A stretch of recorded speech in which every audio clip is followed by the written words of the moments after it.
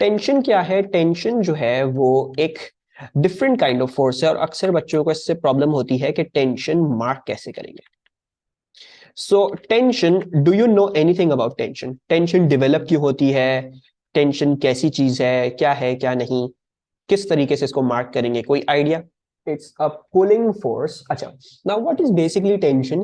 Tension एक अजीब सी force है कि फॉर एग्जांपल समझो आपका एक रबर बैंड था, ठीक है। If you pull the rubber band like from over here, इधर से फोर्स लगा के खींचते हो, रबर बैंड को खींचते हो तो इधर से भी फोर्स लगाओगे, इधर से भी, तो you are pulling it like this, outwards pull कर रहे हो, so you are pulling it out like this. अच्छा, लेकिन होता क्या है, you feel an opposing force feel होती है कि जो रबर बैंड को और खींचने नहीं देती, it's trying to oppose you, you pulling it, right? So there is a tension that's being developed जो इसको रोकने की कोशिश कर रहा है। तो इस एफ को कैंसिल करने वाली भी एक टेंशन होगी एंड इस एफ को कैंसिल आउट करने वाली भी एक टेंशन होगी। सो बैक एक वक्त में आपको जो है वो दो टेंशंस मिलती हैं इन एनीथिंग। एंड हमने आज तक, अगर आप लोगों ने देखी होगी टेंशन, तो you might have only seen के टेंशन जो है वो एक ही डायरेक्शन में मार्क हो रही है। ये दो टेंशन वाली चीज कहां से ले आए भाई हम?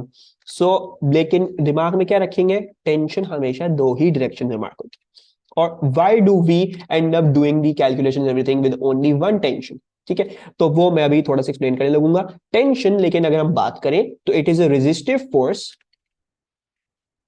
It is also a resistive force that develops in an object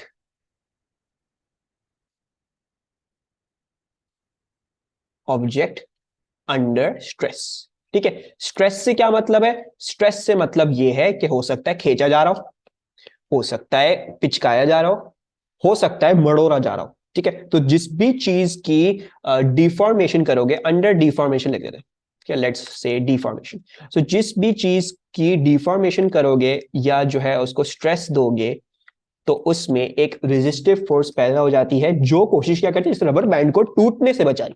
tension का काम क्या है? रबर बैंड को टूटने से बचा रही है ना? इसी तरह धागा भी खींचोगे तो धागे को टूटने से बचा रही है टेंशन। इसी तरह रोप से कोई लटक रहा है तो टेंशन उस रोप में क्यों डेवलप हो रही है? रोप को टूटने से बचाने, बेसिकली, राइट। और जब आप टेंशन की वैल्यू एक्सीड करते हो तो यही होता है, रोप टूट जाती है, धागा टूट जाता है, रबर बैंड टूट जाती है, राइट। सो एक पर्टिकुलर वैल्यू तक टेंशन इंक्रीज होती है, जो क्या कोशिश करती है, वो कोशिश करती है कि आपको रोक सके। अच्छा, दूसरी चीज ये कि आप टेंशन मार्क कैसे करोगे, और ये दो टेंशन वाला क्या केस सिनेरियो है। Now you need to understand, सबसे पहले तो एक चीज कि आपने मेरे साथ अभी जितनी भी फोर्सेस मार्क करी है, ठीक है, उनमें एक चीज कॉमन थी। क्या चीज कॉमन थी? ये चीज कॉमन थी कि आप मार्क कर रहे थे free body diagrams. You were marking free body diagrams. What is a free body diagram? Free body diagrams ऐसी हैं भाई, जैसे हमने एक ब्लॉक को जमीन पे छोड़ा हुआ है, तो यू गाइस सेड कि उसका वेट एक्ट करेगा और उसकी नॉर्मल कॉन्टैक्ट फोर्स एक्ट करेगी, राइट। ये मार्क करना फोर्सेस का एक ऑब्जेक्ट पे, एक टारगेट बॉडी पे, इसको हम कहते हैं अ फ्री बॉडी डायग्राम, राइट। हालांकि हमने न्यूटन थर्ड लॉ के साथ क्या पढ़ा था भाई, अगर जमीन ब्लॉक पे नॉर्मल कॉन्टैक्ट फोर्स लगा रही है तो जमीन भी ब्लॉक पे नॉर्मल कॉन्टैक्ट फोर्स लगा रहा होगा। हमने तो ये पढ़ा है। बाकी हमने ये पढ़ा, अगर अर्थ ब्लॉक को वेट से खींच रहा है तो ब्लॉक भी अर्थ को अपने वेट से खींच रहा होगा, तो there must be some other force of weight over here. लेकिन हम ये सारी फोर्सेस मार्क नहीं करते। क्यों नहीं मार्क करते? Because we are talking about a free body diagram. Free body diagram का मतलब क्या होता है? You only mark the forces on the target body, on the target body. तो ये जो टेंशन की जो मैं बात कर रहा हूं, बेसिकली एक ही मटेरियल में टेंशन जो है वो दो तरफ जो है वो डेवलप होती है, ठीक है।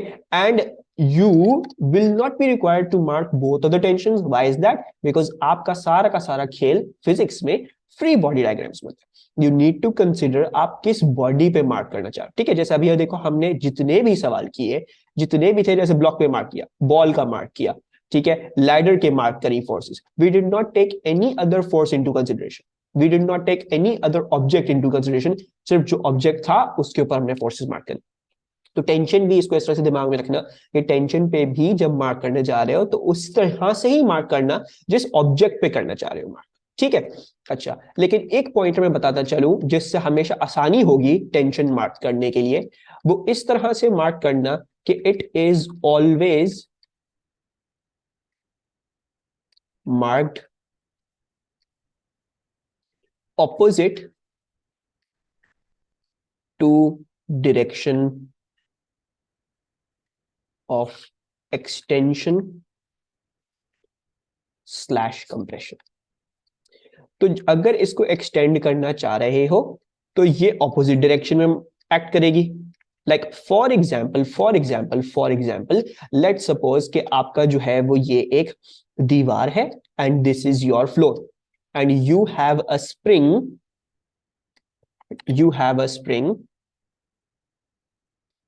That is holding a block like this. ठीक है, ये ब्लॉक जो है वो यूं रखा हुआ है ना। अगर तो मैं इस ब्लॉक को खींच के दूर लेके जाना चाह रहा हूं, if I am trying to pull this block outwards, ठीक है, मैं कोशिश कर रहा हूं कि मैं इस पे एक फोर्स F लगा के इसको इधर की तरफ खींचूं, तो क्योंकि एक्सटेंशन अब इस डायरेक्शन में हो रही है तो you will mark your free body diagram की टेंशन इन दिस डायरेक्शन। और ये जो टेंशन है असल में हो तो रहे कि दोनों तरफ टेंशन है। दोनों तरफ क्यों है? क्योंकि देखो अगर आप फोर्स F से इधर खींच रहे हो तो टेंशन जनरेट होगी ऑपोजिट डायरेक्शन में, इसको रोकने के लिए, एक्सटेंशन को रोकने के लिए। अब जब ये टेंशन डेवलप हो रही है तो ये धागा तो अपने अंदर खींच के उधर तो नहीं जाता ना, ऐसा नहीं, तो धागा जो है वो लेफ्ट की तरफ चला गया, धागा अपनी जगह पर रहता है। तो इसका मतलब है there must definitely be another tension that is cancelling it out. अच्छा, अब अगर ये टेंशन आ गई और ये दीवार पे लग रही है तो दीवार अब इधर नहीं जाती। तो बेसिकली जब भी खींचोगे दो चीजों, किसी भी चीज को, तो देयर मस्ट बी फोर्सेस जो ऑपोजिट डायरेक्शंस में दोनों एंड से एक्ट कर रही हैं। उसी वजह से आपको टेंशन भी इनवर्स चाहिए होगी या इन सम वे जो एक्सटेंशंस को दोनों तरफ से रोकते हुए ऑब्जेक्ट को अपनी नॉर्मल पोजीशन पे रखे, ठीक है। लेकिन हमारा अक्सर काम क्या होता है, we do not want to mark any other tension. Okay, did not understand the last part, तो let's go over this again. अच्छा,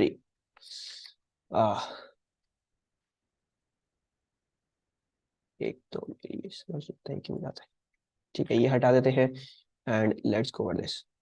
अच्छा अलमा, बेसिकली देखो, if there is a force like this on this block there must be a tension to stop that extension, right. अच्छा, अब लेकिन ये देखो रोप पे अगर टेंशन लेफ्ट की तरफ है तो ऐसा तो नहीं हो रहा ना कि रोप जो है वो लेफ्ट की तरफ जाती है, नहीं, रोप को खींचोगी भी तो लेफ्ट की तरफ फोर्स होगी रोप पे, लेकिन ऐसा नहीं हो रहा रोप लेफ्ट की तरफ चली गई। तो there must be another tension in the string ही टू कैंसल आउट ये वाली टेंशन जो डेवलप हो रही है, right? ऐसा ही होता है ना, क्योंकि स्ट्रिंग को जब खींच रहे हो ऐसा तो नहीं है एकदम से कॉइल अप होकर खुद ही बंद हो गई है, एकदम से खुद ही कुछ भी कर रही है, नहीं, it tends to keep in its position. तो जब आपको पता है कि ये वाला टेंशन डेवलप हो रही है there must be an opposite tension to cancel it out, ठीक है। तो ये वाली tension, there is always going to be two tensions in an extensible material. तो दो टेंशंस डेवलप होती हैं। चलिए, अब ये जो टेंशन डेवलप हो रही है, देखो देखो पूरा पूरा सिस्टम है ये, रिगार्ड दिस एज अ पूरा पूरा सिस्टम। एक ब्लॉक है और एक स्प्रिंग है, ब्लॉक और पूरा का पूरा स्प्रिंग है। आप फोर्स एफ लगा रहे हो ब्लॉक पे, ठीक है, यानी अगर ये पूरा सिस्टम है तो आप चाह रहे हो कि आप इस दीवार को भी फोर्स एफ से खींच लो। आप यही चाह रहे हो ना, जब आप पूरा खींच रहे हो, पूरी चीज को खींच रहे हो, तो आप यही चाह रहे हो ना कि फोर्स एफ से मैं इसको भी खींच लूं। वो कैसे ट्रांसमिट हो रही है? वो ट्रांसमिट हो रही है थ्रू दिस टेंशन। ये वाली टेंशन इसको रोकने की कोशिश करती है, ये वाली टेंशन इसको रोकने की कोशिश करती है, लेकिन इवेंचुअली वॉल को भी देखो, वॉल भी तो अपनी जगह पे रहती है ना, वॉल खिंच के इधर तो नहीं आ गई ना। तो वॉल पे भी there must be a force जो इस तरीके से एक्ट कर रही है, जो चाह रही है कि बॉल भी ना हिले, टेंशन चाह रही है रोप ना टूटे, ये फोर्स है आप खींच रहे थे। So this is how a complete transmission works. अच्छा, लेकिन आपका काम क्या होगा? आपका काम ये सारी फोर्सेस मार्क करना नहीं है। आपका काम ये है कि आप क्या मार्क करोगे, आप ये देखोगे यार एक्सटेंशन इस ब्लॉक के लिहाज से क्या हो रही है, राइट की तरफ हो रही है।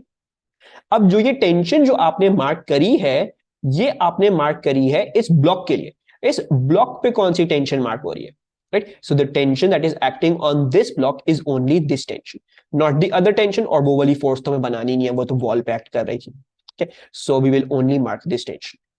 इसी तरह if you had something like this, let's get rid of this and this and copy paste this,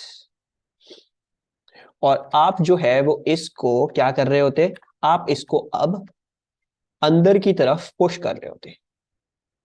सो अब इस दफा टेंशन का क्या काम होता, टेंशन का काम होता कि भाई आप इसको पिचका रहे हो, स्प्रिंग कहेगा भाई मैं पिचकूंगा तो नहीं ना, मैं तो एक रेजिस्टिव फोर्स डेवलप करूंगा ताकि मैं अपने शेप में रहूं। तो इस केस सिनेरियो में आपके पास जो टेंशन जो डेवलप होगी वो होगी ऐसे।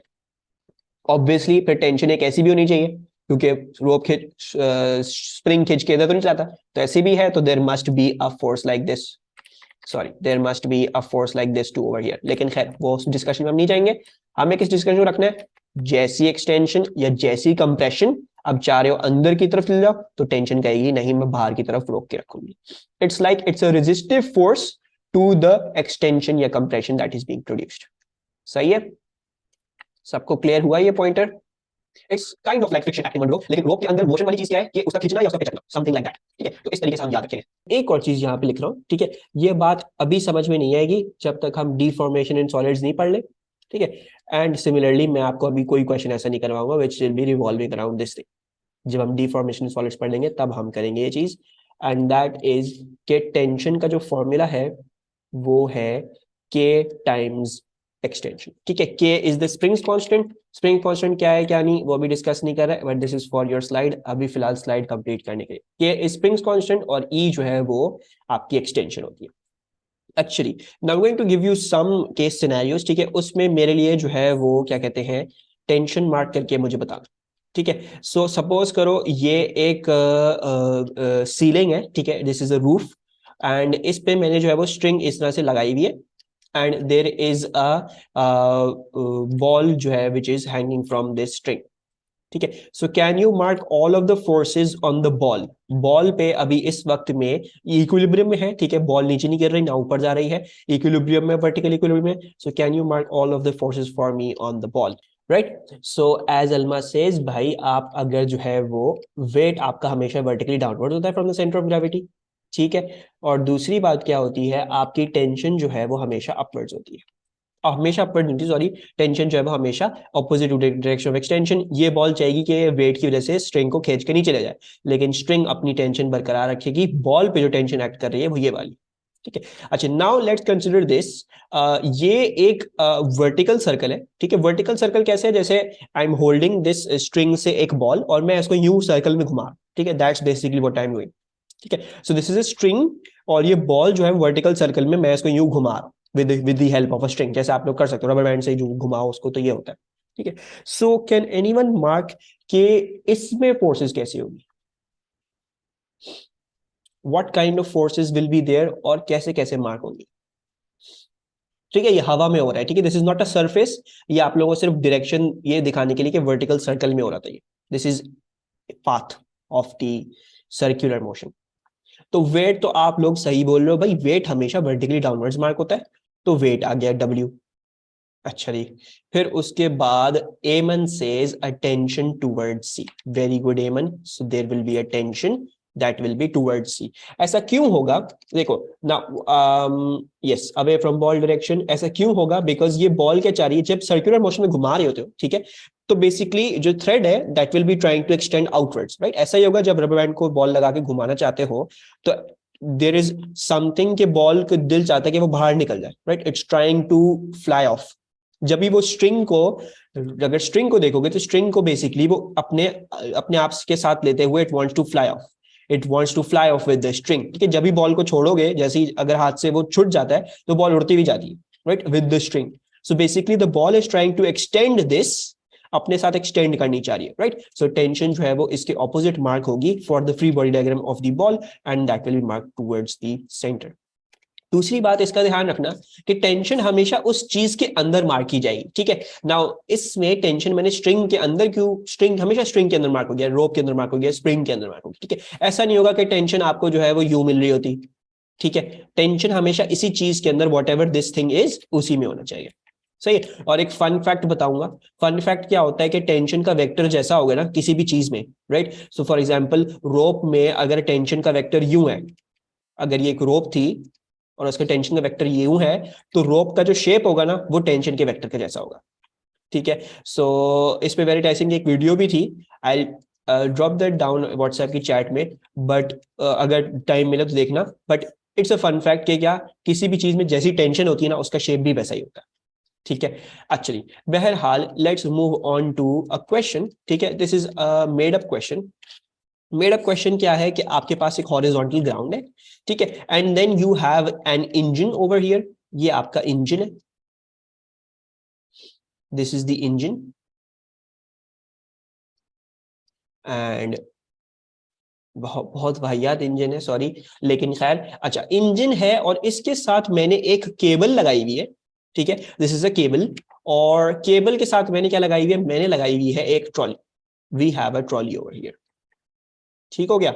सो ये ट्रॉली आ गई आपकी इधर, दिस इज अ ट्रॉली। जैसे रेलवे की भी होती है तो सबसे आगे इंजन होता है और फिर सारी कैरेजेस पीछे लगी हुई होती है, तो basically something like that. So this is a trolley, और वो एक इंजन था।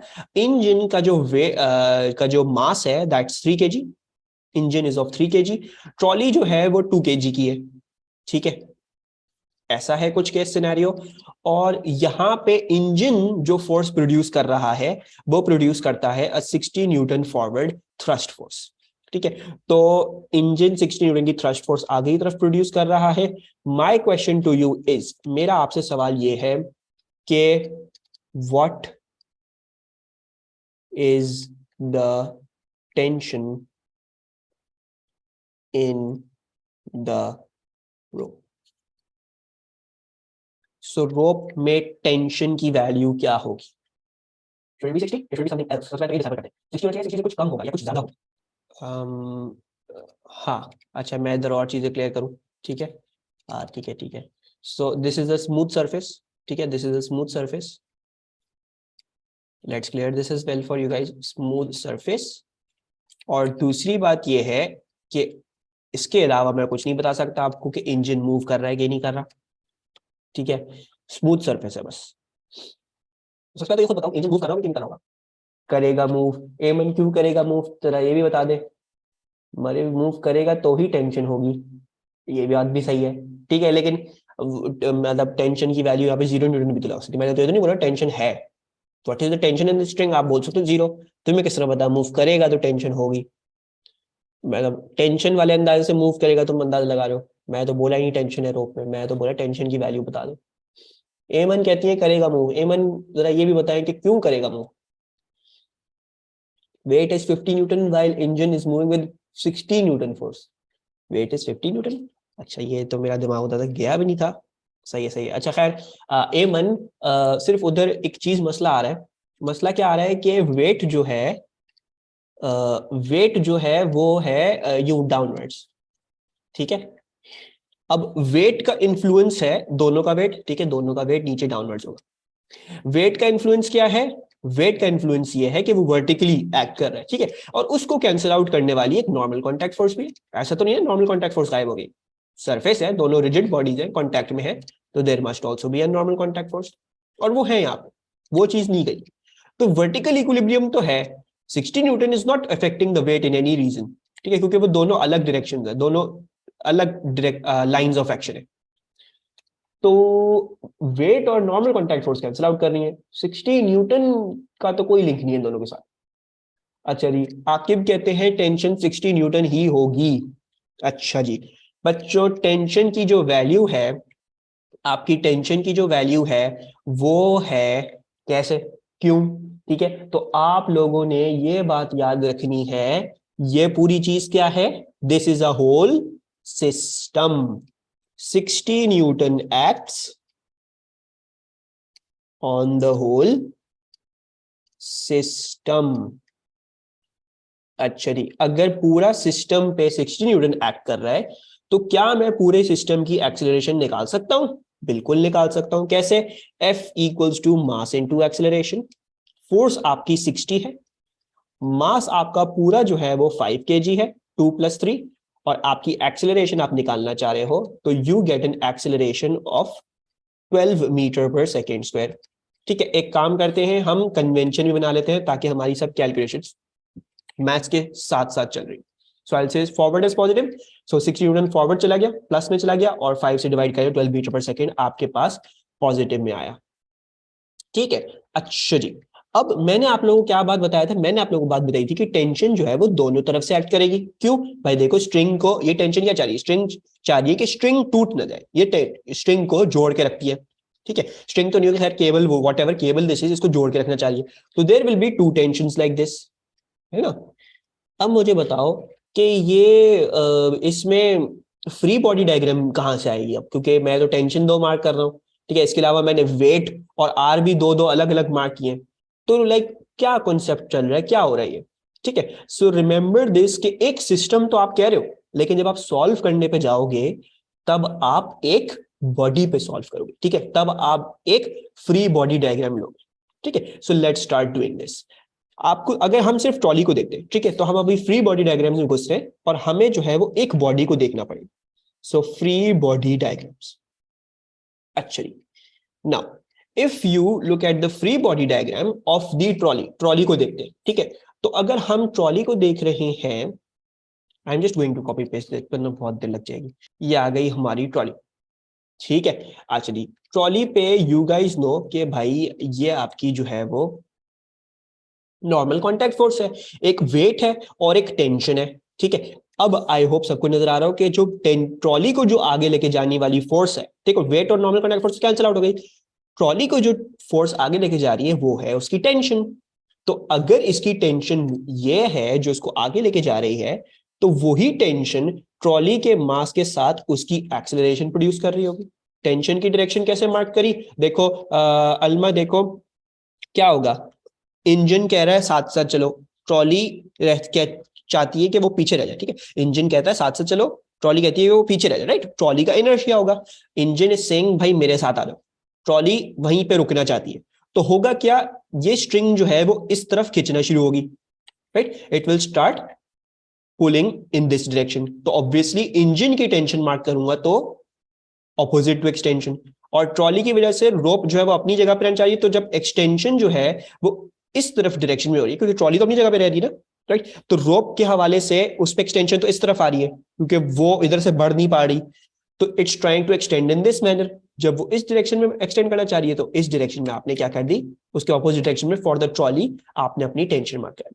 ठीक है, सिर्फ सेम वही चीज करिए, ऑपोजिट टू एक्सटेंशन करिए। इंजन और ट्रॉली यू खींचना चाह रहे हैं रोप को, तो रोप कह रही है कि नहीं, बीच में रुक के रहो। सही है, ठीक है अल्मा।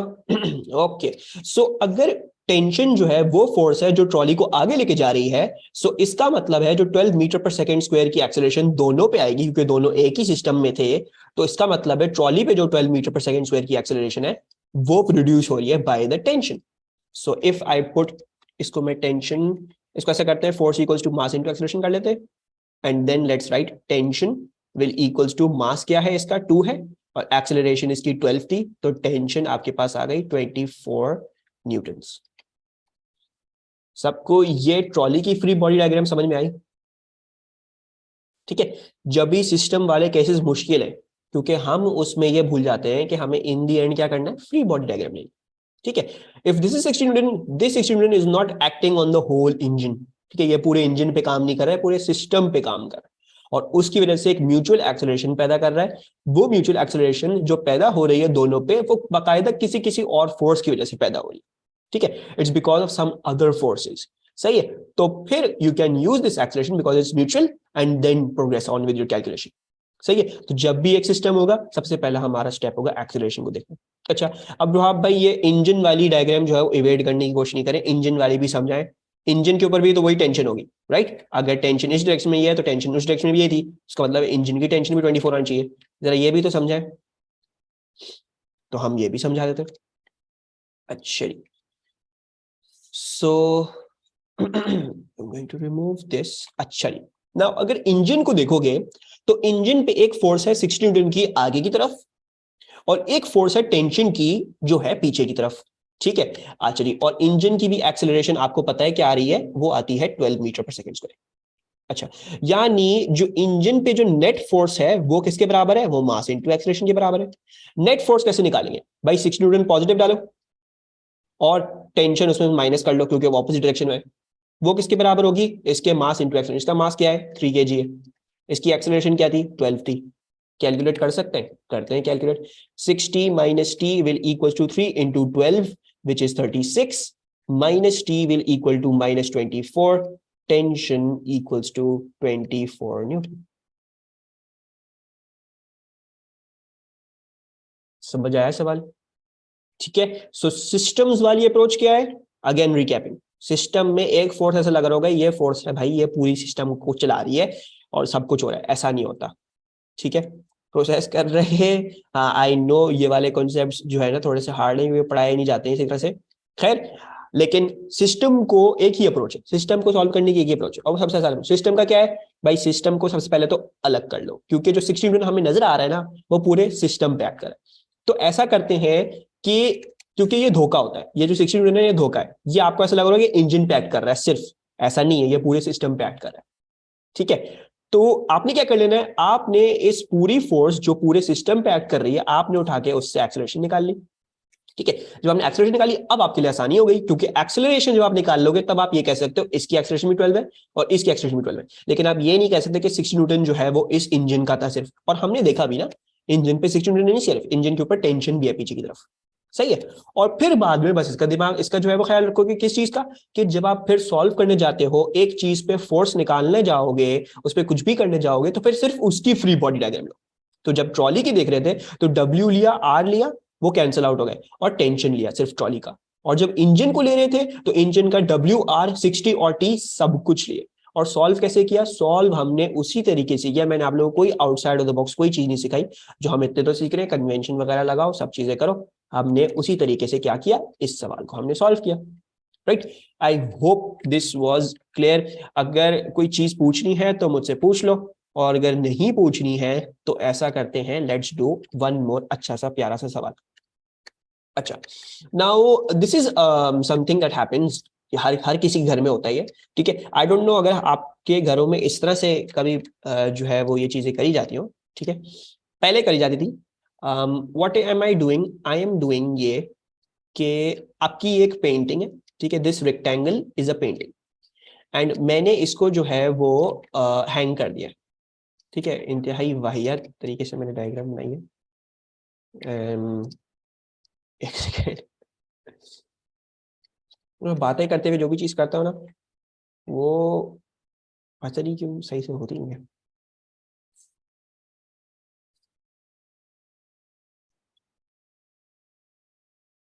सही है, तो ये आपकी क्या है? This is a painting, right, this is a painting.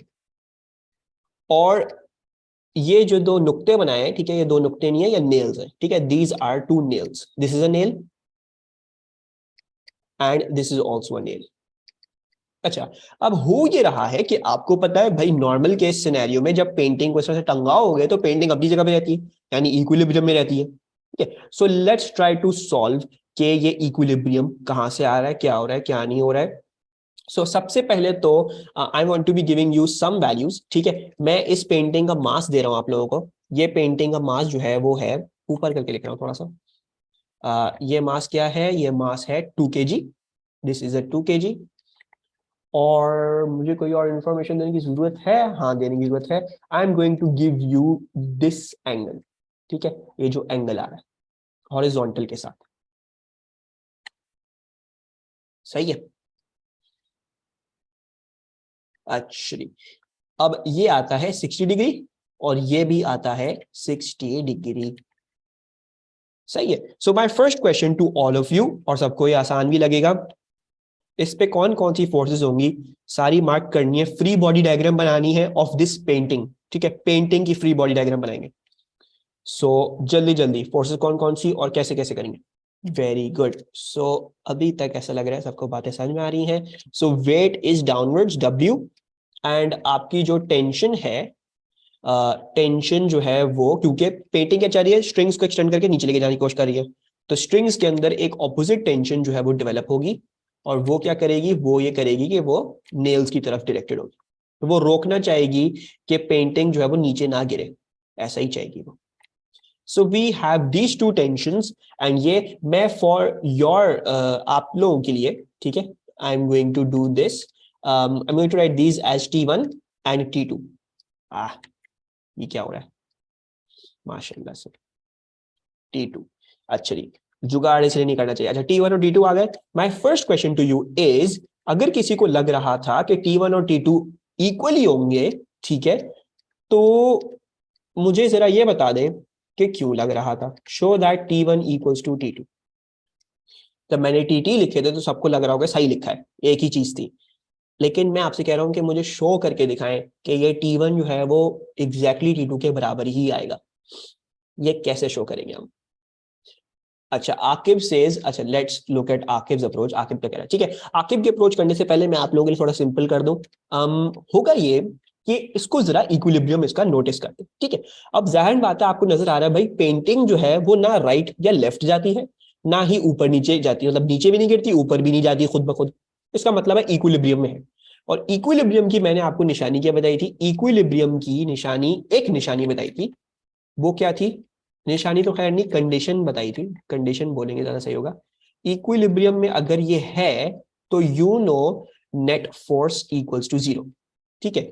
Net force, please please please अपने लिए दरवाजे बंद ना करें, नेट फोर्स एक्स डायरेक्शन में भी जीरो है, नेट फोर्स वाई डायरेक्शन में भी जीरो है, ठीक है। दोनों डायरेक्शंस को देखने की आदत डालें, ये बहुत हेल्प करेगी।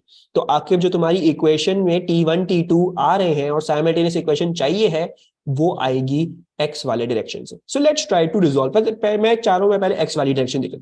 Let's try to resolve T1 and T2। तो एज आकिब हैज डन, भाई आकिब कहता है कि ये जो ऊपर वाला कंपोनेंट होगा ये होगा T1 sin 60। this will be T1 sin 60 and this one will be T1 cos 60। इसी तरह अगर मैं ये देखूंगा तो ये आ गया T2 cos 60 और ये आ जाएगा T2 sin 60। अच्छा जी, अब इक्विलिब्रियम देखने से पहले एक काम ये करते हैं, let's also make a convention, rightwards as positive और अपवर्ड्स या डाउनवर्ड्स एज पॉजिटिव बोलूं, आप लोगों की क्या राय होगी? मैंने अपवर्ड्स भी अपनी मर्जी से कर दिया, चलो मैं अपनी मर्जी से ही कर देता हूँ। या कोई बताना चाहेगा कौन सा डायरेक्शन ज्यादा अच्छा लग रहा है उनको? अच्छा किसी ने, आई एम गोइंग टू से अपवर्ड पॉजिटिव, क्योंकि दो डायरेक्शन सॉल्व करूंगा, एफ एक्स और एफ वाई दोनों सॉल्व करूंगा, तो मैंने दो कन्वेंशन। अच्छा let's first of all look horizontally. Horizontal equilibrium में है तो ऐसा नहीं होगा कि T1 cos 60 T2 cos 60 के बराबर हो। देखो लेफ्ट राइट की तरफ तो और तो कोई तो फोर्स नहीं है ना, सिर्फ ये है और ये है। तो मीर जैन ने जो सबसे पहले जो आंसर दिया था वो बिल्कुल सही दिया था भाई, T1 cos 60 T2 cos 60 के बराबर है, बिकॉज आप हॉरिजॉन्टल इक्विलिब्रियम में हो। Easy PG, cos 60 cancel, T1 जो है वो T2 के बराबर आ गया। लेकिन मीरजैन ये नहीं लिख के आना angles are same so tension will be same, ठीक है, प्रूव करके दिखाना होगा, थोड़ा सा उनको करके दिखाना होगा, 1 मार्क का 2 मार्क का शायद सवाल आ जाए, सही है। अच्छा और अब नेक्स्ट सवाल मैं आपको दे रहा हूं कि भाई आपने ये तो प्रूव कर दिया कि T1 जो है वो T2 के बराबर है, सो आप जरा ये मुझे दिखा सकते हो कि calculate the value of the tension in the strings, हम ये कर सकते हैं? सो ऐसा करते हैं, इसके लिए हम चलते हैं वर्टिकल इक्विलिब्रियम में, ठीक है। सो वर्टिकल इक्विलिब्रियम क्या कह रहा है, वर्टिकल इक्विलिब्रियम कह रहा है भाई वेट डाउनवर्ड्स है, T1 sin 60 T2 sin 60 upwards है। सो ऐसा करते हैं T1 sin 60 plus T2 sin 60 will be equal to the weight, सही है। सो T1 sin 60 plus T2 sin 60 will equals to the weight. Weight को हम लिख लेते हैं कैसा, mg, m था 2 और हम 9.81 समझ पे, ऐसा करते हैं, पहले इतना ही लिखते हैं फिर इसको करते हैं। अच्छा दूसरी बात देखोगे, हमने अभी प्रूफ किया भाई T1 T2 के बराबर है, तो ऐसा करते हैं ये T ही बना लेते हैं, इसको T ही बना लेते हैं, ठीक है। So in the next step I am going to make this is T, this is T sin 60 plus T sin 60 will equals to m which was 2 kg and then into 9.81। अच्छा अब ये दोनों add हो जाएंगे तो ये 2t sin 60 आ जाएगा और वो 2 इंटू 9.81 वैसा का वैसा ही लिख रहा हूं। एक काम करते हैं, ये 2 और ये 2 उड़ा देते हैं, एंड देन जो आपकी जो टेंशन की वैल्यू है वो 9.81 डिवाइडेड बाय साइन 60 आ रही है। सही है, कोई मुझे इस टेंशन की वैल्यू दे सकता है? 11.327, थैंक यू अल्मा। 11.327, 11.327 और 11.33 न्यूटन्स नहीं, इसको हम करते हैं, हमें इंफॉर्मेशन कितने तक दी गई? हमें सिर्फ एक ही वैल्यू दी हुई थी 2 kg मास और 60 डिग्रीज यानी वन सिग्निफिकेंट थोड़ा कम हो जाएगा, तो हम ऐसा करते हैं इसको 2 सिग्निफिकेंट लिख देते हैं, 11 न्यूटन लिख के बात खत्म करते हैं। किसी को कोई कंफ्यूजन या कोई प्रॉब्लम?